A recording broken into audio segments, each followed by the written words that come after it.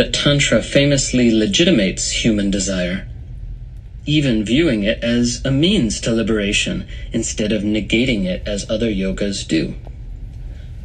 Desire is, of course, just as divine as anything else, but for it to become a means to liberation, there must be right view toward it.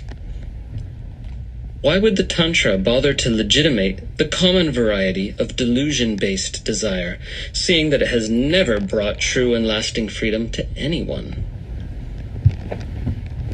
As we will explore later, ordinary desire is binding, for it reinforces the false view that you are not already complete as you are, that you are something separate from the object of your desire.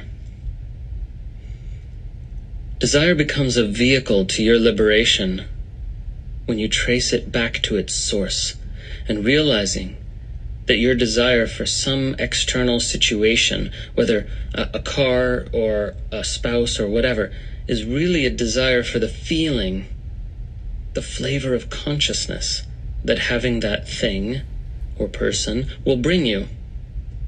Or to be more accurate, the feeling that you believe having that thing will bring you. All desire boils down to the fundamental desire for the fullness of being. In other words, all longing is longing for God. As suggested above, this fullness of being is not accomplished by a quantitative accumulation of good experiences. It is your natural state. And in terms of desire, it is accessed by finding the primal root of your desire, far deeper than any particular wanting, and letting it explode with the realization that ultimately you simply desire to be the whole of what you are.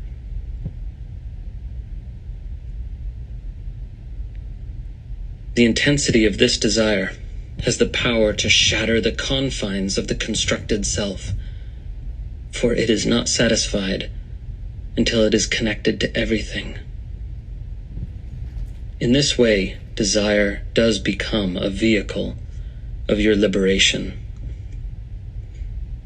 You discover that what the mind really wants is to stop wanting. And that will never happen until you realize and experience the whole of what you are. Whenever you are centered in the real core of your being, a completely different kind of desire can arise. The pure desire that is a natural flowing forth of your essence nature into embodied action. It does not seek to grasp something and bring it in. It is the opposite movement, an impulse to share yourself, to connect your innate vibration with the world. This desire does not limit or contract you, for it does not arise from self-image, but from a much deeper place. This is the kind of desire that the Tantra honors unreservedly, the longing not only to be yourself, but to act in the world as a beautiful expression of that self. So first, the longing to know and experience the fullness of your being takes you deep inside. And then upon experiencing that fullness, the pure desire to share and express that fullness in the world carries you out again into embodied, compassionate action. These are the movements of desire that the Tantra honors as the primary engine of the spiritual process. Theodicy. One of the most difficult and interesting questions in the study of spiritual philosophy is often phrased like this: if God is wholly good and all-powerful, how can there be evil? How can there be suffering? This form of the question of theodicy presumes an all-powerful personal deity separate from his creation who could intervene to prevent suffering, but chooses not to. Who could ever worship such a God, I wonder, without simultaneously resenting him? The whole orientation to the question is fundamentally different for non-dualism, which simply denies that kind of separate deity. Let's explore how this question can be meaningfully answered in a non-dual context. First off, Tantric philosophy shifts the terms of the discussion by denying that evil exists at all. That is, both good and evil are conceptual structures that people overlay onto reality. They are not inherent in reality itself. But why do these concepts arise, and to what aspect of reality do they relate? Good is a label that we give to human beings or human institutions that perform actions that, in our estimation, benefit others, or in some way make life more wonderful for people. Conversely, evil is a label we give to those whose actions, in our estimation, are detrimental or make life more painful for others. But both of these oversimplifying, reductionist labels alienate us from the real humanity of those that we are labeling by sanctifying or demonizing people who are, in actuality, doing exactly the same thing that you are doing every day of your life. That is, trying to find some happiness and freedom in the best way they know how. That phrase is key to the issue. For the factor that is actually operative here, differentiating those we wish to call evil from those we wish to call good, is their relative degree of ignorance of the true nature of reality. Two types of ignorance are operative here. The non-conceptual ignorance, that is, simple disconnection from essence nature, and the conceptual ignorance, that is a set of interpretations of reality that is not actually in alignment with reality. These two forms of ignorance are related because the second is built on the foundation of the first. Those who are deeply disconnected from their own real nature and are thus unable to tap into the inexhaustible wellspring of joy, love, and inspiration at their core will express this inner disconnection and alienation in actions that others find difficult and painful. Furthermore, the disconnected person will evolve a worldview corresponding to their inner experience, one in which happiness is something they have to obtain from outside, something they have to fight for. Being disconnected from themselves, they are likewise disconnected from others, and therefore it seems perfectly logical to such a person to try to obtain wealth and happiness for themselves at any expense to others. Society and religion try to change such people by telling them that they will reap what they sow, that harm to others will come back on them. But such moralizing misses the point. That is not the way disconnected individuals are experiencing reality. They don't feel their connections to all other living things. So such moralizing appears to them as a thinly veiled attempt to control their actions and limit their freedom, and they rebel against it. When we label such people as evil, we shut down the possibility of understanding their experience, and we shut down the possibility of compassion, which is particularly sad because only acts of compassion and love furnish the compelling counter-evidence to a disconnected person that might begin to change his view. In other words, the only way for this disconnected self-concealment and concomitant misalignment to start to correct itself is for the individual to have an experience that gives him concrete evidence of another way of seeing and understanding reality. A way that demonstrates greater value because it is more effective in meeting his deepest needs. This is why we call love a transcendent principle. It is the appropriate response to both love and hate. Now, there are others whom we praise and call saints or heroes, those who can love unconditionally, those whose actions uplift others and make life more wonderful for many who come into contact with them. But such people are simply expressing their inner experience of profound connection to the source of love and insight. When we put them on the pedestal of sainthood or greatness, we distance ourselves from our capacity to access that same source. If you seek the good for yourself and for others, the only sustainable way of actualizing that goal is through a palpable, living connection to a level of being on which contributing to the well-being of others is the easiest and most natural thing you could possibly do. This is why, from a spiritual perspective, the most effective political, social, or environmental activism is awakening to your true nature and helping others awaken. Indeed, in the long run, it is the only effective method.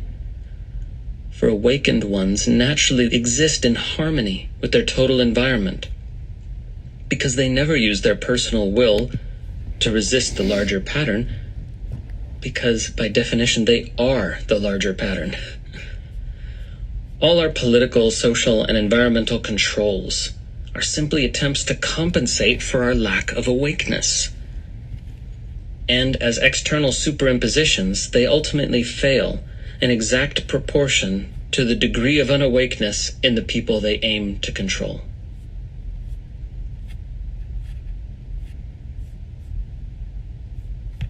So everyone, everywhere, is doing exactly the same thing, living in precise accordance with their view of reality, and trying to maximize their happiness and freedom in the most effective way they can see from within their worldview.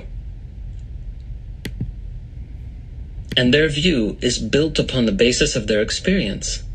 So arguing with it does no good, unless maybe you know them well enough to base your argument on elements of their experience instead of your own. Since everyone is doing the same thing, how can we call some evil and others good? We can say that some are more ignorant and others less so, because it is factually true that the strategies by which disconnected persons pursue their happiness will not be successful. But they believe that they will be successful. Thus, it is fair to say that they are in a temporary state of misalignment. As the teaching states, all beings are Shiva in relative degrees of self-concealment or self-revelation.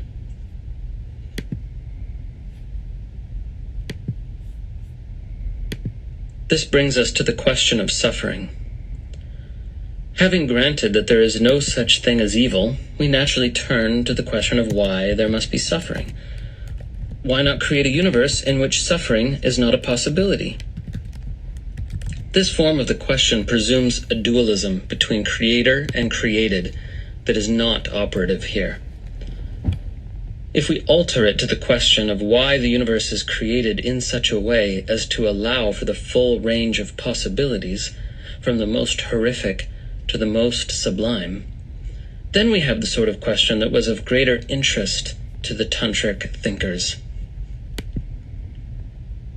Consciousness, we learn, is innately autonomous by nature. Since it is the first principle of reality, it is subject to no limitations. Rather, any and all limitations are produced by it as the framework in which it moves. It is free to exist in any mode, which is why no one else has the power to determine your inner state.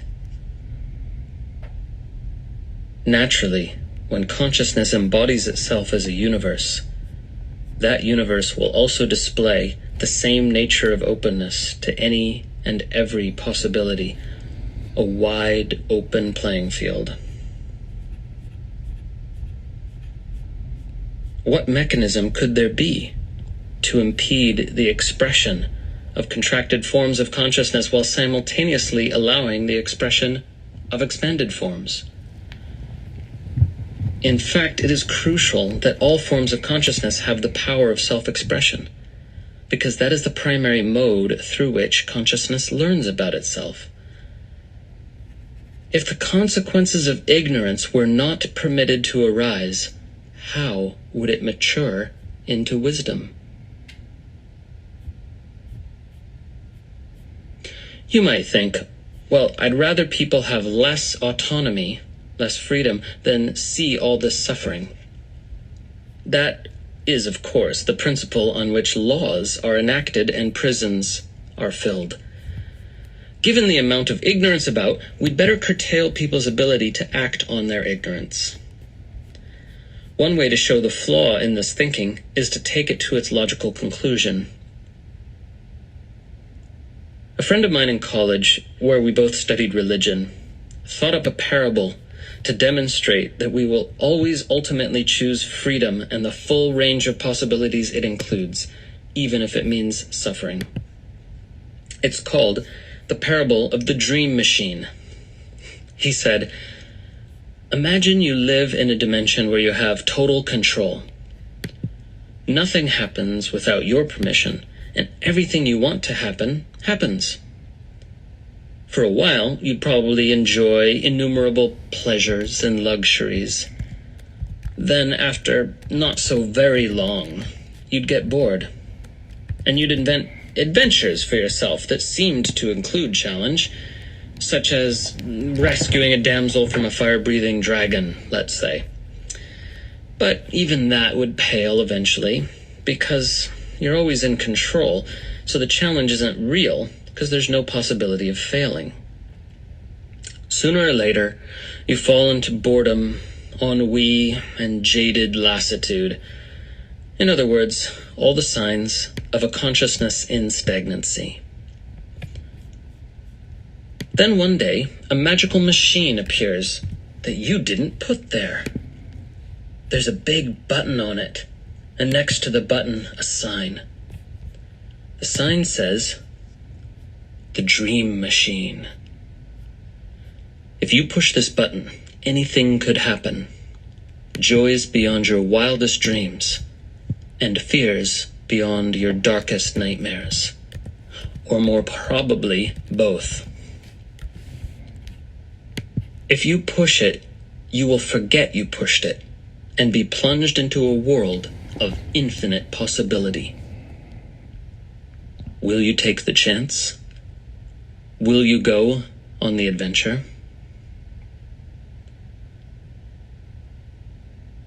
At this point, my friend turned to me and said the phrase that gave me chills of recognition. The question is not whether you'll push the button. It's just, how long will you wait?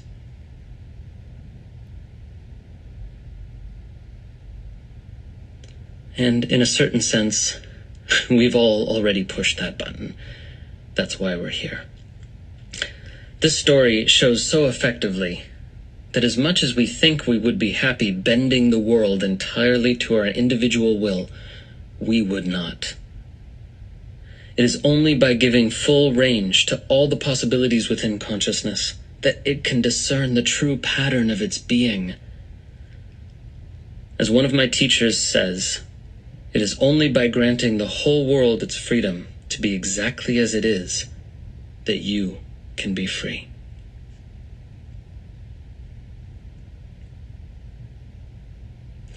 Having explored the innate autonomy of consciousness that allows for both wisdom, full self-awareness, and ignorance, partial self-concealment, and for the aligned and misaligned actions that arise from them respectively, we are still left with the question of why there is ignorance in the first place. Why does the mode of concealment arise at all? Almost all Indian philosophy evades this question, stating that ignorance is beginningless, and thus we cannot address the question of a cause. That which is beginningless is uncaused. Tantric philosophy, however, has an interesting answer for those who care to dig for it. It observes that when the universal, the formless absolute, moves into the particularity of form. Each form is necessarily limited. That is, it expresses certain qualities by negating others. To manifest X is to suppress or withdraw all that is not X. To manifest Steve is to withdraw into the formless ground all that is not Steve. The problem comes when a self-aware bit of consciousness, like you or me or Steve, surveys its manifest limited being and makes the assumption that this is all there is to it. But this is not all there is to it, because the formless ground of infinite possibility is always in you as well, at the very root of your being. In other words, orienting to the most tangible and obvious level of reality, your body and thoughts, etc., which is also the level of maximal difference from other forms, you start to identify with that level and thereby lose awareness of the subtle dimensions of your being, wherein the pattern of the whole universe is encoded. Seeing only part of the whole, but taking it to be the whole, is what we mean by ignorance. And ignorance gives rise to suffering because it entails a misalignment with reality as it is. Why does this assumption, which leads to limited identification, which leads to suffering, get made? We could say that the motive force of the universe is love. It is out of love for itself that consciousness bodies itself forth as a universe. And it is out of love that it allows for the total range of possibilities in that universe. Because to negate any possibility would be to reject that aspect of itself. The beginning point of limited identification is therefore also love.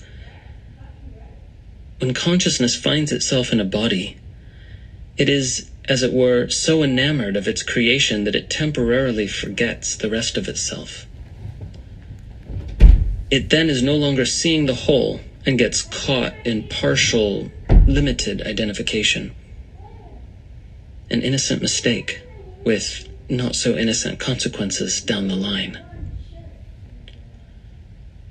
That limited form of consciousness then receives, as it were, signals from reality that it is out of alignment, signals we often characterize as suffering. Being a limited form of consciousness, it takes a while for the real import of these signals to sink in, at which point consciousness starts to wake up to the whole of itself. This entire process, which seems to us to take so long, is really just a brief moment, a blip of misunderstanding on the larger timescale of the universe. So, most pain and all suffering is part of a feedback mechanism that the universe uses to warn you of a misalignment. We do not object to having bodies that feel pain when we touch something that's really hot, because we know that pain protects us from further damage. Mental suffering can be more acute and difficult to bear than physical pain because it points us toward deep misalignments in our thought structures. As it turns out, most human suffering is mind-created suffering. That is, it arises from clinging to stories that are not in alignment with reality. If a way of looking at a situation causes you to suffer and brings you into division and conflict, then that's all the evidence you need to mark that perspective as misaligned and begin to release it.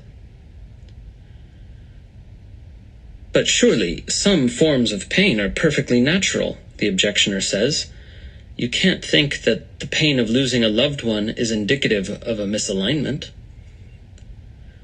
If the pain in question is unbearable despair and depression, then yes, it indicates that there is a misaligned story in place, such as, I'll never be happy without him. When there is no story to turn pain into suffering, the pain of loss is a thing of sharp beauty, fully welcomed by the clear and awake one as another form of her love. It passes through her without resistance, and therefore does not get stuck and turn into despair or depression. Since all suffering, from a twinge of anger to agonizing guilt, is a feedback mechanism, all suffering is welcomed by the awake one as a gift and a blessing. Not in the artificial Pollyanna sense of, oh, it's really okay, I'm fine. Let's look on the bright side. Somehow it'll turn out okay. But rather in the sense that no matter how much it hurts in the moment, she knows that it is part of a honing process which is perfectly calibrated to eventually center her in her unconditional freedom and love. It is a process that works insofar as we look into what the feedback is asking us to be aware of. Often we do not. We just try to get past the suffering, in which case it will arise again and again, until we look into what we are being shown about the way we are holding reality. The moment you see clearly how you and no one else are responsible for your suffering, and how your view of things creates it, an irrevocable process has begun that will not stop until it has brought to an end all mind-created suffering. Because everything contributes to this process, which tends only to your benefit, the awakened ones have always said, everything is a blessing. Or, to translate it more accurately, anything can be for a blessing. The very word, Shiva, means blessing. So when the scriptures say that the world is Shiva, they mean both that it is divine and that it is a blessing. Since there's no capital letters in the Sanskrit language, Shiva as a name for God and Shiva meaning blessing are always one and the same word. It is in this sense that we can say that reality is intrinsically auspicious, which means conducive to eventual success. That reality is intrinsically good, but not in the sense of good versus bad. Rather, in the deeper sense that anything can be for a blessing, and every experience offers itself to you as a guru, teaching you something about the deeper pattern. You don't have to understand this with your mind. You simply open to it in full awareness and without resistance, whether it is painful or pleasurable. And the learning happens automatically. Now, the final objection. All that sounds fine, but what happens to all your high-flown spiritual philosophy when humanity manifests the worst it has to offer? What about war and concentration camps? Well, no spiritual philosophy is worth its salt that breaks down just because the degree of suffering has increased. The point here is this: everything points us to the deeper pattern. And sometimes consequences get drastic indeed before humans choose to learn about that pattern and act on their learning. But in every case that consequences become drastic, there were smaller signs of misalignment long before that point. So, the objectioner says, do you think war is a blessing? Well, no, not if by blessing you mean a good thing, but yes, if you mean a powerful opportunity to wake up. One of the great beings of our time, Thich Nhat Hanh, woke up in the midst of the Vietnam War and his insight and compassion has been flowing ever since, benefiting hundreds of thousands of people. And the great humanistic psychologist Viktor Frankl tells us that he discovered the power of love in a Nazi concentration camp. He found the deepest meaning and a connection to God he had not known before in maintaining his humanity and supporting his fellow inmates in the worst of circumstances. He later wrote, "We must never forget that we may also find meaning in life even when confronted with a hopeless situation, when facing a fate that cannot be changed. For what then matters is to bear witness to the uniquely human potential at its best, which is to transform a personal tragedy into a triumph, to turn one's predicament into a human achievement. When we are no longer able to change a situation, just think of an incurable disease such as inoperable cancer, we are challenged to change ourselves." Some say Frankl was the exception, a man gifted by his natural constitution to take the best out of the worst. Actually, he was a normal man who transformed radically when he realized, on the very brink of despair, everything can be taken from a man but one thing, the last of the human freedoms: to choose one's attitude in any given set of circumstances, to choose one's own way. This power of autonomy exists in everyone in equal measure. In you, just as much as in Viktor Frankl. In exercising it, you make the worst thing that ever happened to you into the greatest gift, thereby joining the legion of those who have gone before you, who can honestly say, "My life has sometimes been filled with challenge and pain. I'm so grateful for all of it, and I wouldn't change a single thing." The categories of Tantric thought. Introduction to the categories.